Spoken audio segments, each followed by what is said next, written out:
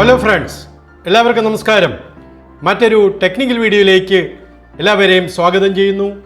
ഞാൻ ജെയിംസ് കുട്ടി Thomas, retired electrical ഇൻസ്പെക്ടറാണ്. ഇന്നത്തെ വീഡിയോയിൽ വിഷയമാക്കിയിരിക്കുന്നത് കേരളത്തിലെ സോളാർ പ്രൊസ്യൂമേഴ്സിൽ നിന്നും KSEB പിടിച്ചുപറിക്കുന്ന ഫിക്സഡ് ചാർജ് അവരുൽപ്പാദിപ്പിച്ച് നേരിട്ട് യൂസ് ചെയ്യുന്ന എനർജിക്കും കൂടി വാങ്ങിക്കുന്ന ഫിക്സഡ് ചാർജ് അത് നിയമപരമല്ല, നമ്മുടെ നിയമസംഹിതയ്ക്ക് വിരുദ്ധമാണ്. പക്ഷേ ഇത് നിയന്ത്രിക്കേണ്ട ഉദ്യോഗസ്ഥന്മാരുടെ ഒത്താശയോടുകൂടി ഇതിപ്പോഴും തുടരുന്നു. ഇതിനെതിരായി നിയമ നടപടികൾ തുടങ്ങിക്കഴിഞ്ഞു. CGRF നിന്നും അവരുടെ വിധി വന്നു. ഇനി ഓംബുഡ്സ്മാൻ, അവിടെയും തീർന്നില്ലെങ്കിൽ നേരെ കോടതിയിലേക്ക് പോവുകയാണ്. എൻ്റെ പിറകിലായിട്ട് എനിക്ക് ലഭിച്ച ഉത്തരവ് നിങ്ങൾക്ക് കാണാം. ബഹുമാനപ്പെട്ട CGRF അതിലൊന്നും ചെയ്യുവാനില്ല. നമുക്കത് വിശദമായി ഒന്ന് മനസ്സിലാക്കേണ്ടതുണ്ട്. കാരണം ഇത് ഒരുപാട് പേരെ ബാധിക്കുന്ന കാര്യമാണ്. നിങ്ങൾ ഓരോരുത്തരും നിയമ നടപടികളിലേക്ക് പ്രവേശിക്കണം.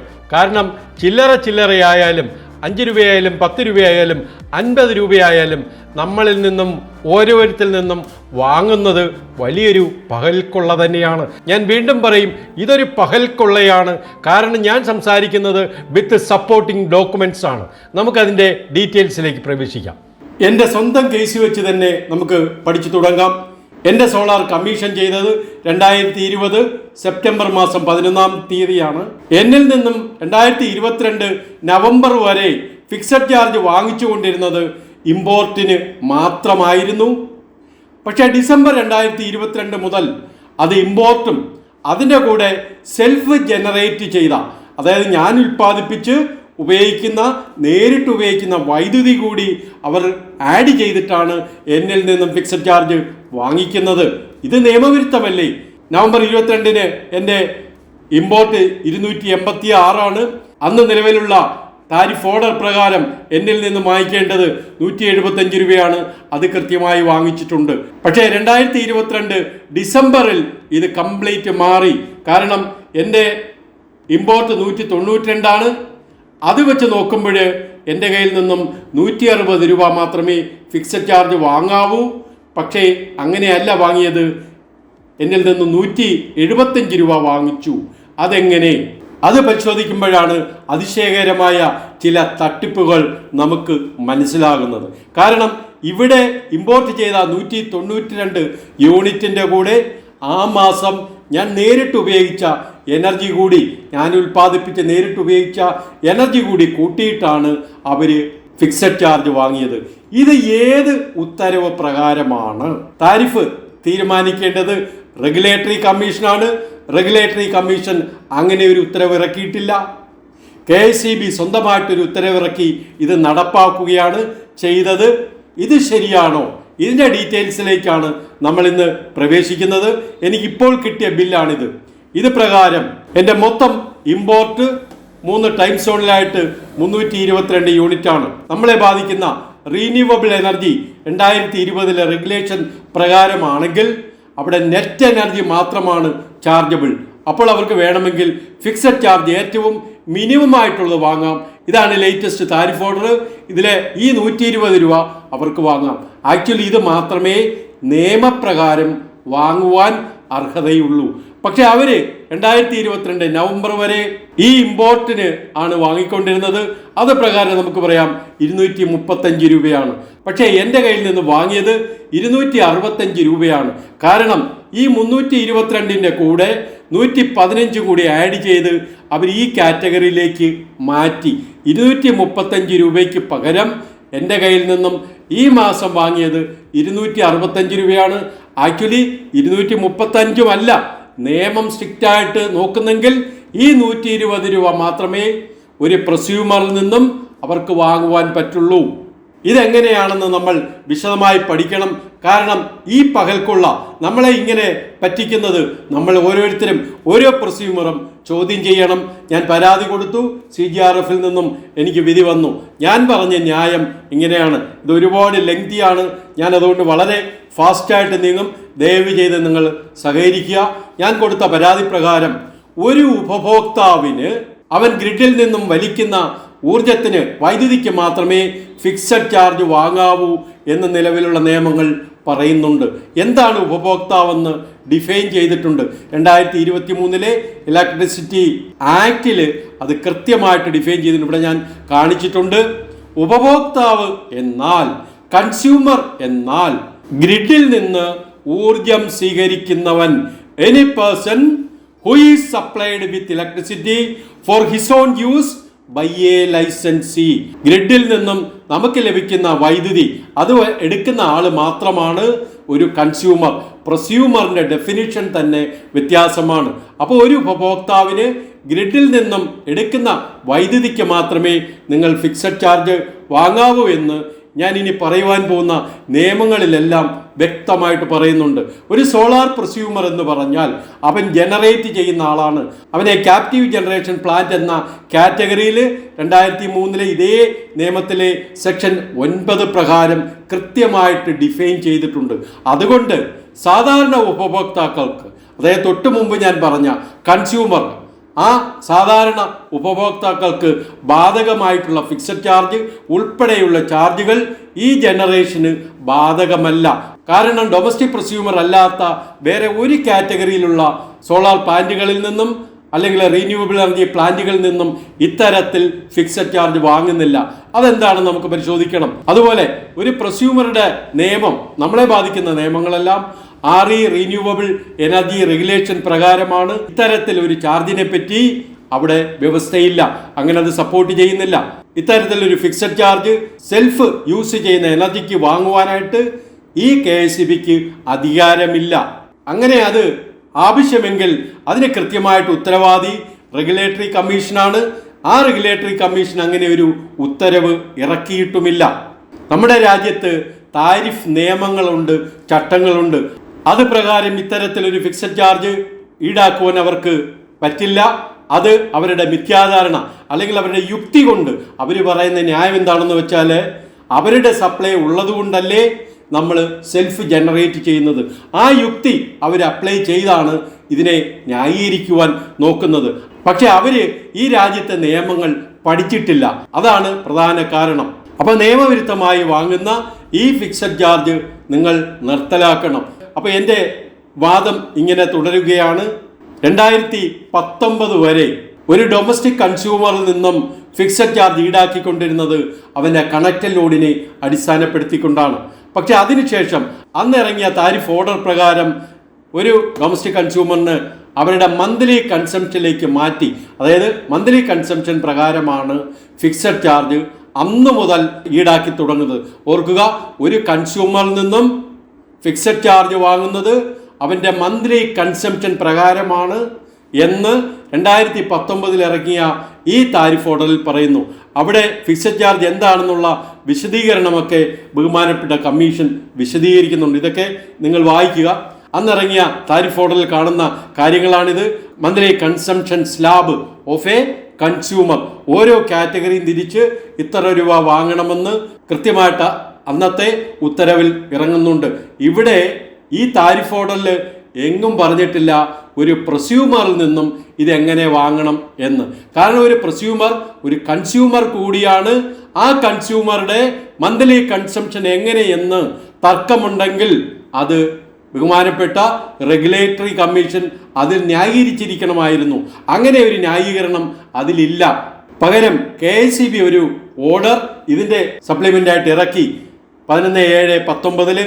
അതിൽ പറഞ്ഞിരിക്കുകയാണ്, fixed charge for net metered solar prosumers shall be levied for their total consumption. അവരുടെ ടോട്ടൽ കൺസംഷൻ, ഒരു സോളാർ പ്രൊസ്യൂമറുടെ ടോട്ടൽ കൺസംഷൻ വെച്ച് വേണം ഫിക്സഡ് ചാർജ് ഈടാക്കേണ്ടത്. പക്ഷെ എന്താണ് fixed charge? It is a part of tariff. ആ താരിഫിന്റെ ഉത്തരവാദി റെഗുലേറ്ററി കമ്മീഷൻ മാത്രമാണ്. KSEBിക്ക് ഇങ്ങനെ ഒരു ഓർഡർ ഇറക്കി പൈസ പിരിക്കുവാൻ അർഹതയുണ്ടോ? നമുക്ക് ഇന്ത്യയിലെ കേരളത്തിലെ നിയമങ്ങൾ പരിശോധിക്കാം. പക്ഷെ ഈ ഓർഡർ അവർ 2019 ഇറക്കിയെങ്കിലും ഉടനടി അവരത് ഇംപ്ലിമെന്റ് ചെയ്തില്ല. കാരണം ആൾക്കാർ അത് പ്രതികരിക്കുമോ എന്നൊരു പേടി കൊണ്ടാകാം. അവരത് 2022 നവംബർ മുതലാണ് ഇംപ്ലിമെന്റ് ചെയ്ത് തുടങ്ങിയത്. നമുക്കിത് സംബന്ധിച്ച് ബന്ധപ്പെട്ട വകുപ്പുകൾ ഇലക്ട്രിസിറ്റി ആക്ടിൽ നിന്ന് നമുക്കൊന്ന് പരിശോധിക്കാം. prices to be charged by a distribution licensee for the supply of electricity, ശ്രദ്ധിക്കുക, supply of electricity by him in pursuance of section 43 shall be in accordance with such tariffs fixed from time to time and conditions of his license. ഇത് അതാത് സമയങ്ങളിൽ fix ചെയ്യുന്ന tariff പ്രകാരമാണ്, tariff order പ്രകാരമാണ് ഇത് ചെയ്യേണ്ടത്. ആരാണ് താരിഫ് ഓർഡർ ഇറക്കുന്നത്? കൺസേൺഡ് സ്റ്റേറ്റ് കമ്മീഷൻ, ബന്ധപ്പെട്ട സംസ്ഥാന റെഗുലേറ്ററി കമ്മീഷൻ. അവർ ആ താരിഫ് ഓർഡറിലൂടെ ഇംപ്ലിമെന്റ് ചെയ്യുന്ന മെത്തേഡ്സ് ആൻഡ് ദ പ്രിൻസിപ്പിൾസ് അനുസരിച്ച് വേണം ഈ റേറ്റ് ഫിക്സ് ചെയ്യേണ്ടത്. ഈ ഉത്തരവിൽ ഒരു പ്രസ്യൂമറിൽ നിന്നും ഇത്തരത്തിൽ വാങ്ങാമെന്ന് പറയുന്നുണ്ടോ? The charges for electricity supplied by a distribution licensee, ശ്രദ്ധിക്കുക, ചാർജസ് ഫോർ ഇലക്ട്രിസിറ്റി സപ്ലൈഡ്, ഒരു ഡിസ്ട്രിബ്യൂഷൻ ലൈസൻസി സപ്ലൈ ചെയ്യുന്ന വൈദ്യുതിയുടെ charge may include fixed charge in addition to the charge for actual electricity supply. വീണ്ടും ആവർത്തിക്കുന്നു, സപ്ലൈഡ്, ഒരു licensee supply ചെയ്യുന്ന വൈദ്യുതിക്ക് മാത്രമാണ് fixed charge energy ചാർജിനോടൊപ്പം വാങ്ങുവാൻ അർഹതയുള്ളൂ. നമ്മളുടെ ബൈബിൾ, ഇന്ത്യയിലെ വൈദ്യുതി വിതരണത്തിൻ്റെ ബൈബിളാണ് ഇലക്ട്രിസിറ്റി ആക്ട്. അതിൽ വളരെ വ്യക്തമായി പറയുന്നുണ്ട്, ഒരു ഡിസ്ട്രിബ്യൂഷൻ ലൈസൻസി സപ്ലൈ ചെയ്യുന്ന വൈദ്യുതിക്ക് മാത്രമേ, ഒരു കൺസ്യൂമർക്ക് സപ്ലൈ ചെയ്യുന്ന വൈദ്യുതിക്ക് മാത്രമേ ഈ പറയുന്ന ഫിക്സഡ് ചാർജ് ആയാലും എനർജി ചാർജ് ആയാലും വാങ്ങുവാൻ പറ്റുള്ളൂ. അതുപോലെ താഴോട്ട് നോക്കിയാൽ the charges fixed by the distribution licensee shall be in accordance with the provisions of this act, electricity act, and the regulations made in this behalf by the concerned state commission. അങ്ങനെയാണോ നമ്മുടെ കേരളത്തിൽ നടക്കുന്നത്? ഇത് പ്രകാരമാണ് ഒരു commission tariff fix ചെയ്യുവാനുള്ള അധികാരം. Section 62 പറയുന്നുണ്ട്, ഒരു ജനറേറ്റിംഗ് കമ്പനിയുടെ റേറ്റുകൾ വേണമെങ്കിൽ തീരുമാനിക്കാം. പിന്നെ താഴോട്ട് റീറ്റെയിൽ സെയിൽ ഓഫ് ഇലക്ട്രിസിറ്റി, അവിടെയാണ് ഈ ഫിക്സഡ് ചാർജും കാര്യങ്ങളും എല്ലാം തീരുമാനിക്കുന്നത്. അവിടെ ശ്രദ്ധിക്കുക, retail sale of electricity of A licensee എന്ന് വ്യക്തമായിട്ട് പറയുകയാണ്. തുടർന്ന് വായിച്ചാൽ, ഒരു ലൈസൻസി നമ്മളിൽ നിന്നും അധികം പൈസ വാങ്ങിച്ചാൽ അത് തിരികെ നൽകണം. Any licensee recovers a price exceeds the tariff determined under this section. ഒരു റെഗുലേറ്ററി കമ്മീഷൻ തീരുമാനിച്ച റേറ്റിന് അപ്പുറത്തോട്ട് അവർ ചാർജ് വാങ്ങിച്ചാൽ the excess amount shall be recoverable with interest എന്ന് വ്യക്തമായിട്ട് പറയുകയാണ്. ഇതാണ് ഞാൻ ഉൾപ്പെടുന്ന പ്രൊസ്യൂമേഴ്സ് ആവശ്യപ്പെടുന്നത്. ഇത് ബഹുമാനപ്പെട്ട CGRFന് തീരുമാനമെടുക്കുവാൻ പറ്റിയില്ല. കാരണം അത് KSEBയിൽ നിന്നും ശമ്പളം വാങ്ങുന്ന ഒരു വിങ്ങാണ്. നമുക്കതിൻ്റെ ഡീറ്റെയിൽസിലേക്ക് പ്രവേശിക്കാം. വീണ്ടും എൻ്റെ ആർഗ്യുമെൻ്റ് ഇതാണ്, 2022 നവംബർ ഡിസംബർ വരെ ഇത് ഇമ്പോർട്ടഡ് എനർജി വെച്ച് മാത്രമായിരുന്നു. അതിനുശേഷം സെൽഫ് യൂസ് ചെയ്യുന്ന എനർജിക്കും കൂടി ആക്കി. ഞാൻ ചോദിക്കുന്നത്, is there any ratification from the appropriate authority KSRC for such a tremendous change till date? ഇന്ന് വരെ ഇത്തരത്തിലൊരു മാറ്റം വരുത്തിയതിന്, അതായത് ഇമ്പോർട്ടഡ് എനർജിയിൽ നിന്നും ഈ സെൽഫ് യൂസ്ഡ് ചെയ്ത എനർജി കൂടി ആഡ് ചെയ്ത് നിങ്ങൾ ഫിക്സഡ് ചാർജ് വാങ്ങുന്നതിന് റെഗുലേറ്ററി കമ്മീഷൻ്റെ ഒരു റാറ്റിഫിക്കേഷൻ ഉണ്ടോ? റെഗുലേറ്ററി കമ്മീഷൻ ഉത്തരവ് ഇറക്കിയിട്ടുണ്ടോ? അവർ മൗനം പാലിച്ചിട്ട് കാര്യമില്ല. അതാണ് ഞാൻ തുടക്കത്തിൽ പറഞ്ഞത്, അവരുടെ ഒത്താശയോടുകൂടി തന്നെയാണ് ഇത് നടപ്പായിക്കൊണ്ടിരിക്കുന്നത്. അവരുടെ മൗനം ഇവിടെ ഒരു ഇമ്പോർട്ടൻസും അർഹിക്കുന്നില്ല. കാരണം പലപ്പോഴും ഇത് പറഞ്ഞപ്പോൾ അവർ പറഞ്ഞത് നോ കമൻസ്, ഇതൊരു എക്സെപ്ഷണൽ കേസാണെന്നാണ്. ഇപ്പോഴ് ലേറ്റസ്റ്റ് ആയിട്ട് ഇറങ്ങിയ താരിഫ് ഓർഡർ, അതായത് 5/12 ഇറങ്ങിയ ബഹുമാനപ്പെട്ട കമ്മീഷന്റെ താരിഫ് ഓർഡറിനെ തുടർന്ന് 26/12/24 KSEB വീണ്ടും ഇറക്കി ഒരു കത്ത്. അതിൽ വീണ്ടും അതേ സെന്റൻസ് ആവർത്തിച്ചിരിക്കുകയാണ്. ഒരു കൺസ്യൂമറിൽ നിന്നും ഈ അധികം ഫിക്സഡ് ചാർജ് വാങ്ങുവാൻ ഈ കത്ത് മതിയോ? Fixed charge is a part of tariff that should be determined by appropriate commission. ഇനി എൻ്റെ വാദം തുടരുകയാണ്. ഹൈലൈറ്റ് ചെയ്തിരിക്കുന്ന ഭാഗം മാത്രം ഞാൻ പറഞ്ഞു പോവാം.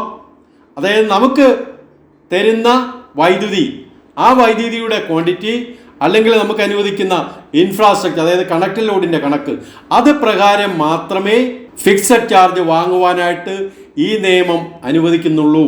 അതല്ലാതെ ഒരു ജനറേറ്ററിൽ നിന്നും ഇത്തരത്തിൽ ഫിക്സഡ് ചാർജ് വാങ്ങുവാൻ ഈ ആക്ട് അനുവദിക്കുന്നില്ല.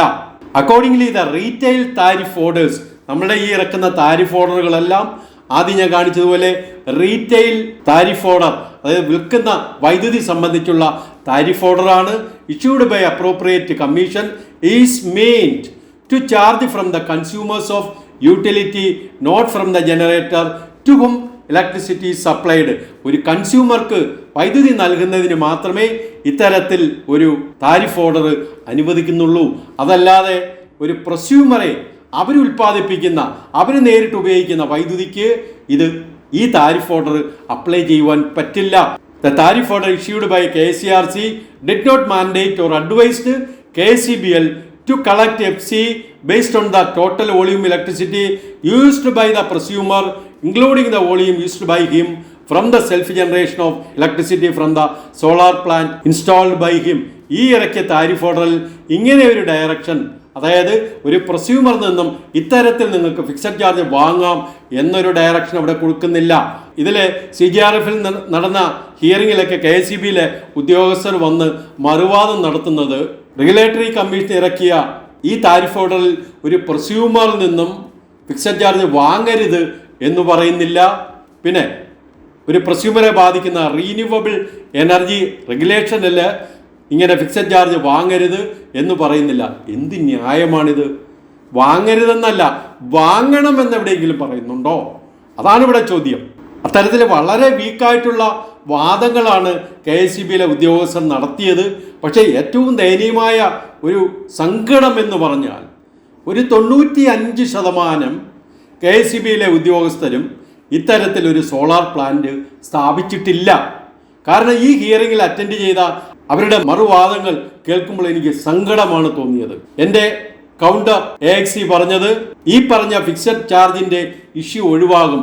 എങ്ങനെയാണെങ്കിൽ ഒരു സോളാർ പ്രൊസ്യൂമറിന് TOD ബില്ലിംഗ് നടപ്പാക്കിയാൽ ഈ പറയുന്ന ഇഷ്യൂ ഒഴിവാകും. എനിക്ക് കേട്ടിട്ട് സങ്കടം തോന്നി.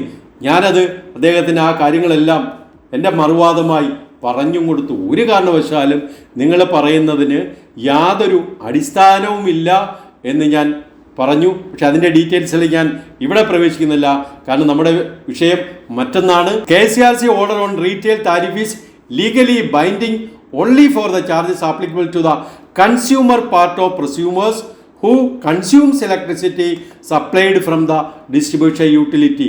ഒരു ഡിസ്ട്രിബ്യൂഷൻ കമ്പനിയിൽ നിന്നും ഈ പ്രൊസ്യൂമറിന് നൽകുന്ന വൈദ്യുതിക്ക് മാത്രമേ ഫിക്സഡ് ചാർജ് വാങ്ങുവാൻ പറ്റുള്ളൂ. ഇവിടെ നമ്മൾ ബന്ധപ്പെട്ട RE റെഗുലേഷൻ കൂടി വായിച്ചാൽ നമുക്ക് വ്യക്തമാകും only net energy is chargeable. അതുകൊണ്ടാണ് ഞാൻ മിനിമം ഫിക്സഡ് ചാർജ് 120 രൂപ മാത്രമേ അവർക്ക് ഒരു പ്രൊസ്യൂമറിൽ നിന്നും വാങ്ങുവാൻ സാധിക്കുകയുള്ളൂ എന്ന് ഞാൻ പറഞ്ഞത്. അപ്പോൾ ഇവിടെ ഞാൻ വാദിക്കുന്നത് the fixed charge levied from me based on the self generation and its consumption in my own premise from my solar plant is illegal and violation of Electricity Act. It violates the essence of the tariff order issued by a regulatory commission and net metering regulations. ഈ tariff ഓർഡറും ഈ net metering റെഗുലേഷനും ഒരു പ്രൊസ്യൂമറെ ബാധിക്കുന്ന കാര്യമാണ്. അവിടെയൊന്നും ഈ കാര്യങ്ങൾ പറയുന്നില്ല. ഇവിടെ കേരളത്തിൽ സോളാർ പ്ലാന്റുകൾ സ്ഥാപിച്ചിട്ടുള്ളവരിൽ വക്കീലന്മാർ കാണും, ഉയർന്ന ഉദ്യോഗസ്ഥന്മാർ കാണും. അവർക്കൊക്കെ ഇത് വായിച്ചാൽ മനസ്സിലാകുന്ന കാര്യമേ ഉള്ളൂ ഇത് മൊത്തം നിയമവിരുദ്ധമാണെന്ന്. പക്ഷേ നിങ്ങൾ അനാവശ്യമായി അനർഹമായി ഇത് വാദിച്ചിട്ട് കാര്യമില്ല. കാരണം നിയമം നിങ്ങൾക്ക് എതിരാണ്. നമ്മളെ ബാധിക്കുന്ന നിയമം ഇതാണ്. 2020 renewable energy and net metering regulations. ഇതിലെ 21ാമത്തെ റെഗുലേഷൻ നമ്മൾ വായിക്കണം. അതിൽ വളരെ വിശദമായിട്ട് കാര്യങ്ങൾ പറയുന്നുണ്ട്. അതിൻ്റെ 3.2 പറയുന്നത് ഒരു distribution licensee shall raise a bill, ഒരു ബില്ല് അവർക്ക് റൈസ് ചെയ്യാം for the net electricity consumption at the prevailing tariff. അവരുടെ നെറ്റ് ഇലക്ട്രിസിറ്റി, അതായത് നമ്മൾ ഇമ്പോർട്ട് ചെയ്യുന്നു, അതിന് ഏകദേശം തുല്യമായിട്ടുള്ള വൈദ്യുതി നമ്മൾ അങ്ങോട്ടും കൊടുക്കുന്നുണ്ട്. അതിൻ്റെ ഡിഫറൻസാണ് നെറ്റ് എന്ന് പറയുന്നത്. ആ നെറ്റിന് മാത്രമേ ഒരു ബില്ല് റേസ് ചെയ്യുവാൻ പറ്റുകയുള്ളൂ എന്ന് നമ്മളെ ബാധിക്കുന്ന, ഒരു പ്രസ്യൂമറെ ബാധിക്കുന്ന ഈ നിയമത്തിൽ വളരെ വ്യക്തമായി പറയുകയാണ്. പിന്നെ അതിനെ തുടർന്ന് 6ാമത്തെ സബ് റെഗുലേഷനിൽ ദ പ്രസ്യൂമർ ഈസ് എക്സംപ്റ്റഡ്. ഒരു പ്രസ്യൂമർ അവനെ ഒഴിവാക്കപ്പെട്ടിരിക്കുന്നു. എങ്ങനെ? ഈ ചാർജുകളിൽ നിന്നും. Transmission charge, wheeling charge, cross subsidy charges for the electricity generated and consumed at the premises. ഇത് കോട്ട് ചെയ്തുകൊണ്ട് ബഹുമാനപ്പെട്ട KCBയിലെ ചില ഉദ്യോഗസ്ഥർ പറയുന്നത്, ഇവിടെ ഫിക്സഡ് ചാർജ് പറഞ്ഞില്ലല്ലോ. സുഹൃത്തേ, നിങ്ങൾ പറ്റുമെങ്കിൽ നിങ്ങൾ ഇത്തരത്തിൽ ഫിക്സഡ് ചാർജ് വാങ്ങാമെന്നൊരു ഉത്തരവ്, റെഗുലേറ്ററി കമ്മീഷന്റെ ഉത്തരവ് നിങ്ങൾ കാണിക്കൂ. നിങ്ങളുടെ കത്ത് കാണിച്ചിട്ട് കാര്യമില്ല. ഇവിടെ ഈ റെഗുലേഷൻ തുടർന്ന് വായിച്ചാൽ ഗ്രിഡ് സപ്പോർട്ട് ചാർജ്, അതായത് ഇവർ പറയുന്നത് നിങ്ങൾക്ക് സെൽഫ് ജനറേറ്റ് ചെയ്യണമെങ്കിൽ ഞങ്ങളുടെ ഗ്രിഡിലെ സപ്ലൈ ഉണ്ടെങ്കിലേ പറ്റുള്ളൂ എന്നൊരു വാദം പറയുന്നുണ്ട്. ഈ റെഗുലേഷൻ്റെ ഡെഫിനിഷനിൽ 2(1)(a)(b) പറയുന്നുണ്ട് ഗ്രിഡ് സപ്പോർട്ട് ചാർജസ്. അവിടെ പറയുന്നത് നിങ്ങൾക്ക് വാങ്ങാം, but excludes consumers availing net metering facility. ഈ കാറ്റഗറിയിലുള്ള പ്രൊസ്യൂമേഴ്സാണ് ഇന്നിവിടെ ഉള്ളത്. അവരിൽ നിന്നും ഈ ചാർജ് പോലും, അതായത് ഫിക്സഡ് ചാർജിൻ്റെ ഒരു വകഭേദം, നിങ്ങൾ അതിനെ ഒരു സപ്പോർട്ടിങ് ചാർജാണ് വാങ്ങുന്നതെന്ന് നിങ്ങൾ വ്യാഖ്യാനിച്ചാൽ പോലും ഇതിന് നിയമമില്ല. ഇത് KSEB റെസ്പോണ്ടൻ്റായ KSEBയുടെ വാദങ്ങളാണ്. ഇത് ഒരുപാടുണ്ട്, അത്രയും ഡീറ്റെയിൽ ആയിട്ട് ഞാൻ പോകുന്നില്ല. ഇതെൻ്റെ തന്നെ കേസിൽ വന്ന കാര്യങ്ങളാണ്. ഇവിടെ പറഞ്ഞിരിക്കുന്നത് അവർ ഫിക്സഡ് ചാർജ് വാങ്ങരുത് എന്ന് ഈ താരിഫ് ഓർഡറിലോ നെറ്റ് മീറ്റർ റെഗുലേഷനിലോ പറയുന്നില്ല. ഞാൻ ചോദിക്കുന്നത്, വാങ്ങാനായിട്ട് എവിടെയെങ്കിലും പറയുന്നുണ്ടോ സുഹൃത്തേ? ഇത് ഞാൻ പറഞ്ഞല്ലോ, ഇത് ഒരുപാട് കാര്യങ്ങളുണ്ട്, അവരുടേതായ വാദങ്ങളാണ്. നിങ്ങൾ ദയവ് ചെയ്ത് വായിക്കുക, കാരണം ഒരുപാട് കാര്യത്തിലേക്ക് നമുക്ക് പോകണം. ഇവിടെ അവരുടെ ഒരു വാദത്തിൽ അവർ കാൽക്കുലേറ്റ് ചെയ്ത് കാണിക്കുകയാണ്. അവരുടെ കാൽക്കുലേഷൻ ഇങ്ങനെയാണ്: import minus export plus solar generation, ഇതാണ് ടോട്ടൽ കൺസംഷൻ എന്നവർ വാദിക്കുന്നു. അതുപോലെ 21(6) ഞാൻ നേരത്തെ പറഞ്ഞ ആ ക്ലോസിൽ അവർ പറഞ്ഞിരിക്കുന്നു ഫിക്സഡ് ചാർജ് വാങ്ങരുത് എന്ന് പറഞ്ഞിട്ടില്ല. ഇതിൻ്റെ ഈ ഇക്വേഷനാണ് ഞാനിവിടെ കാണിച്ചിരിക്കുന്നത്. കംപ്ലീറ്റ്ലി ബേസ്ലെസ് ആയിട്ടുള്ള വാദങ്ങളാണ് പറഞ്ഞിരിക്കുന്നത്. പക്ഷേ ഇതും CGRF കേട്ടിട്ട് ആ KSEB അനുകൂലിച്ച് ഉത്തരവിറക്കുന്നല്ലോ, അതാണ് സങ്കടകരം. ഇവിടെ പറഞ്ഞിരിക്കുന്നത് ഈ KSEB ഇറക്കിയ ഓർഡർ പ്രകാരമാണ് ഒരു ഫിക്സഡ് ചാർജ് വാങ്ങുന്നത്. ആ കത്തിൻ്റെ റെഫറൻസ് ഒക്കെ ഇവിടെ പറയുന്നുണ്ട്. പിന്നെ ഇവിടെ പറയുന്ന ഈ ഓർഡറിൽ, അതായത് ഞാൻ ഇടയ്ക്ക് കാണിച്ചു 2024 ഇറങ്ങിയ KSEBയുടെ കത്ത് പ്രകാരം fixed charge shall be levied for total consumption in the case of net metered consumers. അതാണ് ഞാൻ പറഞ്ഞത്. അതായത് KSEBയുടെ കത്ത് വെച്ച് മാത്രമാണ് ഈ പൈസ അവർ ചാർജ് ചെയ്യുന്നത്. അതിന് സപ്പോർട്ടിംഗ് ആയിട്ട് ഇന്ത്യയിലെ നിയമം അനുസരിച്ച് ഒരു റെഗുലേറ്ററി കമ്മീഷൻ ഉണ്ട് ഇവിടെ. ആ റെഗുലേറ്ററി കമ്മീഷൻ്റെ യാതൊരു സമ്മതവും ഇതിനകത്തില്ല. ഇനി CGRFൻ്റെ അനാലിസിസ് ആൻഡ് ഫൈൻഡിങ്സ്.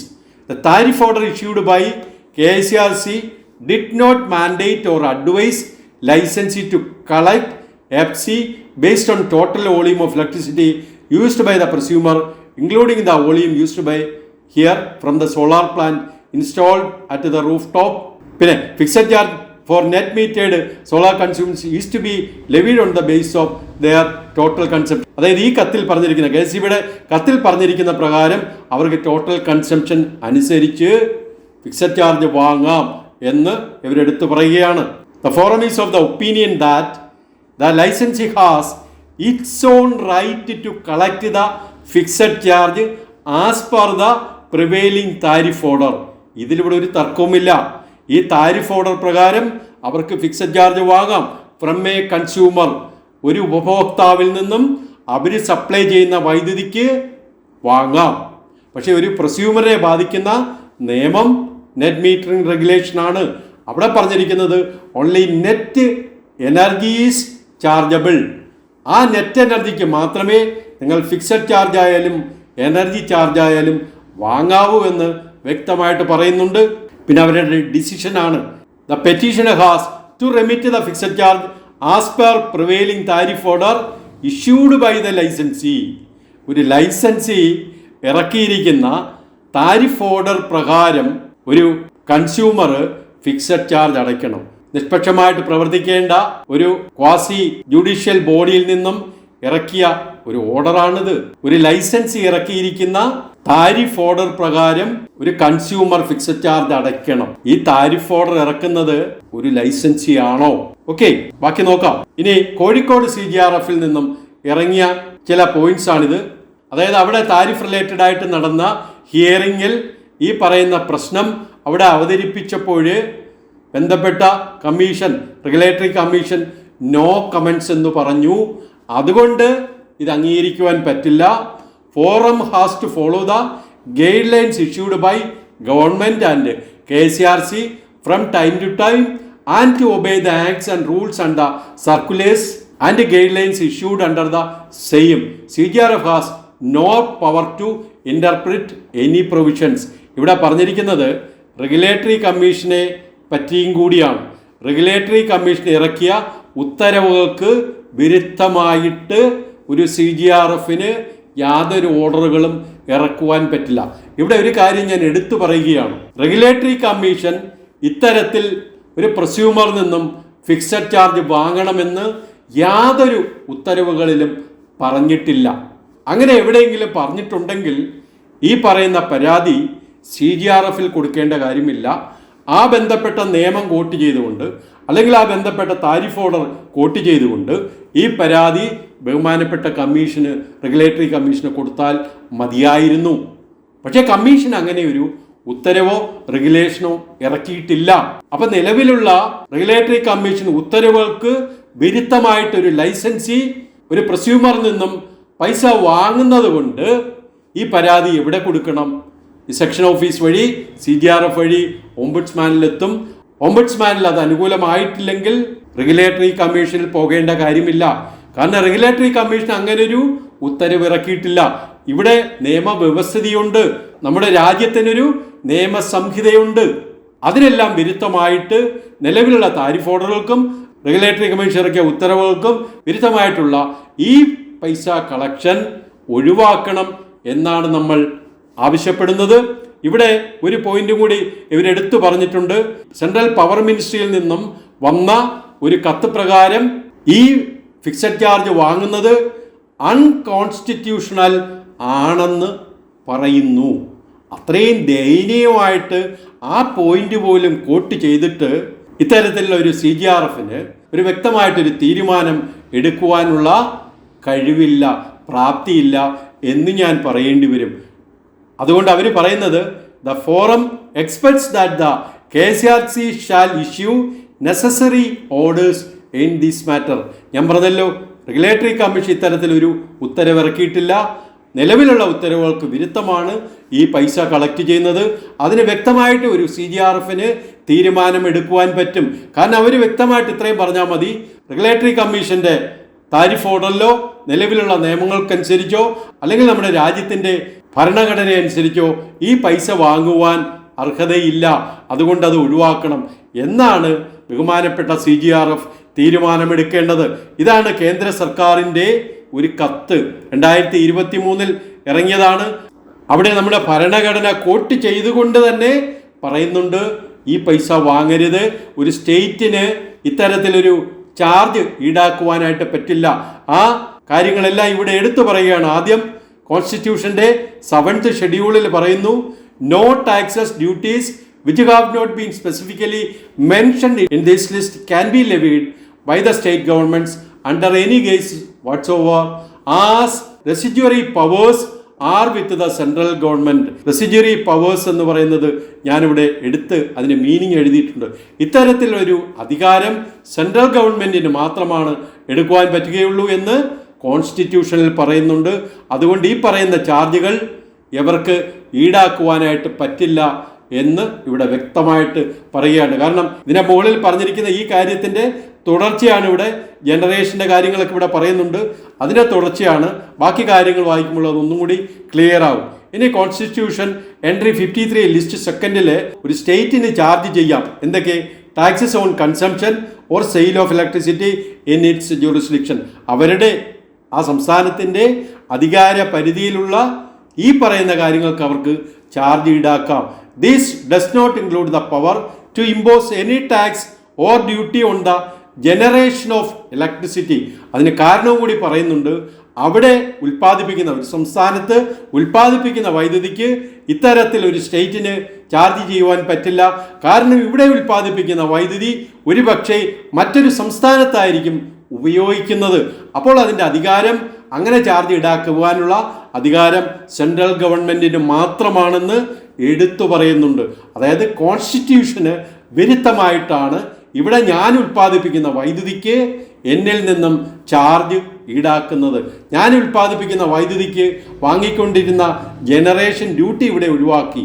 ഇനി ഞാൻ ഉൽപ്പാദിപ്പിച്ച് നേരിട്ട് ഉപയോഗിക്കുന്ന വൈദ്യുതിക്ക് ഫിക്സഡ് ചാർജ് അതും കൂടി ഒഴിവാക്കി ഞങ്ങൾ അടങ്ങിയിരിക്കുകയുള്ളൂ. ഇനി ആർട്ടിക്കിൾ 286, 87, 88 ഇത് വിശദമായിട്ട് അവർ കോട്ട് ചെയ്ത് പറയുന്നുണ്ട്. സംസ്ഥാനത്ത് പുറത്ത് മറ്റൊരു സംസ്ഥാനത്ത് വരുന്ന ഈ പറയുന്ന കാര്യങ്ങളിലൊന്നും ഒരു സംസ്ഥാനത്തിന് ഇടപെടുവാൻ പറ്റില്ല. 286, 287 പറയുന്നു, prohibit the imposition of taxes on consumption or sale of electricity consumed by the central government.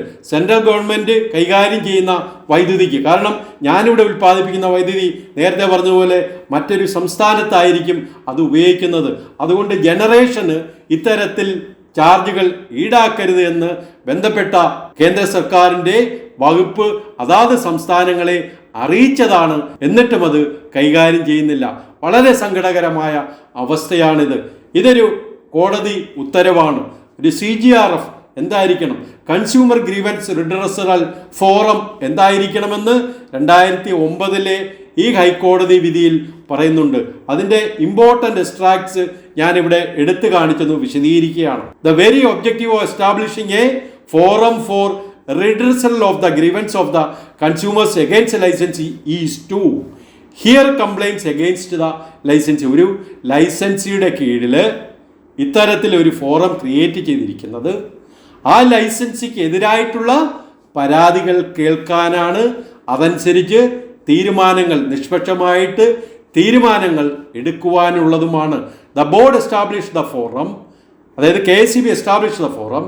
That does not mean that the forum is under their control regarding the statutory function of the forum. KSEB ശമ്പളം കൊടുക്കുന്നു എന്ന് കരുതി ഈ ഫോറത്തെ നിയന്ത്രിക്കുവാനായിട്ട് KSEBക്ക് അധികാരമില്ല. CGRF should be free from any kind of influence from anybody, particularly the board. The forum established by the board is not under the control of board at all. പല സ്ഥലങ്ങളിൽ ഇത് എടുത്തെടുത്ത് പറയുകയാണ്. ഫോറം CGRF എന്ന് പറയുന്നത് independent ആയിട്ട് work ചെയ്യണം. ഇനി താഴെ വളരെ ദയനീയമായിട്ടൊരു കാര്യം കൂടി പറയുകയാണ്. Kerala state electricity board is not entitled to issue any direction. ഇവിടെ പറയുന്നു CGRF shall decide complaints before it independent like any other quasi judicial body. CGRF എന്ന് പറയുന്നത് ഒരു ക്വാസി ജുഡീഷ്യൽ ബോഡിയാണ്. അവരുടെ തീരുമാനങ്ങൾ ഇൻഡിപെൻഡൻ്റ് ആയിട്ട് അവർ എടുക്കണം. പക്ഷെ ഇവിടെ ഒരു സങ്കടകരമായ ഒരു കാര്യമുണ്ട്. CGRF KSEBയുടെ ഒരു വിങ്ങാണ്. അവർക്ക് ശമ്പളം നൽകുന്നത് KSEB തന്നെയാണ്. ശരിക്കും ഇവിടെ നടപ്പാക്കേണ്ട തീരുമാനം അത്തരത്തിലല്ല. CGRFിൽ ആൾക്കാരെ പോസ്റ്റ് ചെയ്യുന്നത് KSEBയിൽ നിന്നും ഡയറക്റ്റ് അല്ല. അതിനു പകരം അവരെ മറ്റ് ഡിപ്പാർട്ട്മെൻറ്റുകളിൽ പോസ്റ്റ് ചെയ്യുന്നത് പോലെ ഡെപ്യൂട്ടേഷനിൽ ആയിരിക്കണം. ആ തരത്തിലൊരു അറേഞ്ച്മെൻറ്റ് വന്നാൽ ഈ പറയുന്ന CGRFിലെ ഉദ്യോഗസ്ഥർക്ക് ഇത്തരത്തിൽ ഓച്ചാനിച്ച് നിൽക്കേണ്ട കാര്യമില്ല. കാരണം അവർക്ക് അവരുടെ കയ്യിൽ അധികാരമില്ല KSEBക്കെതിരായിട്ട് തീരുമാനങ്ങൾ എടുക്കുവാൻ. അത്രയ്ക്ക് ദയനീയമാണ് ഇവിടുത്തെ സ്ഥിതി. ഇവിടെ ഞാൻ വിശദീകരിച്ച ഈ കാര്യങ്ങളെല്ലാം നിങ്ങൾക്ക് വ്യക്തമായി കാണുമെന്ന് ഞാൻ കരുതുന്നു. ഇവിടെ നമ്മളിൽ നിന്നും വാങ്ങുന്ന ഫിക്സഡ് ചാർജ്, നമ്മൾ ജനറേറ്റ് ചെയ്ത് നമ്മൾ നേരിട്ട് ഉപയോഗിക്കുന്ന ഈ വൈദ്യുതിക്ക് ഇത്തരത്തിലൊരു ഫിക്സഡ് ചാർജ് ഈടാക്കുവാൻ ഒരു നിയമവും അനുവദിക്കുന്നില്ല. ഭരണഘടന പോലും അതിനെതിരാണ്. എന്നിട്ടും എന്തേ നിങ്ങൾ ശബ്ദിക്കുന്നില്ല?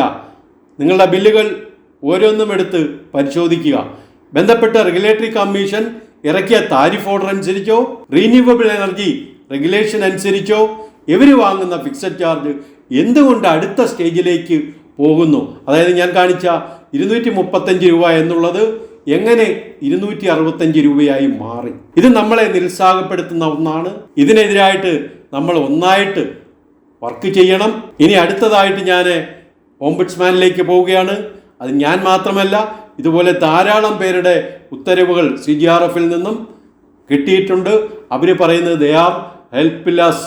അതുകൊണ്ട് ബഹുമാനപ്പെട്ട ഓംബുഡ്സ്മാൻ തീരുമാനിക്കട്ടെ എന്തു ചെയ്യണമെന്ന്.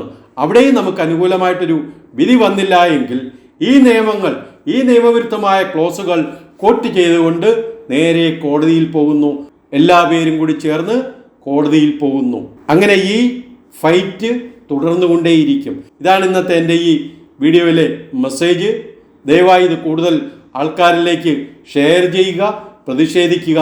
നമുക്ക് മറ്റൊരു ഇൻഫർമേഷനുമായി വീണ്ടും കാണാം. ക്ഷമയോടെ ഈ വീഡിയോ ശ്രദ്ധിച്ചതിന് ഞാൻ നന്ദി പറയുന്നു. Thank you.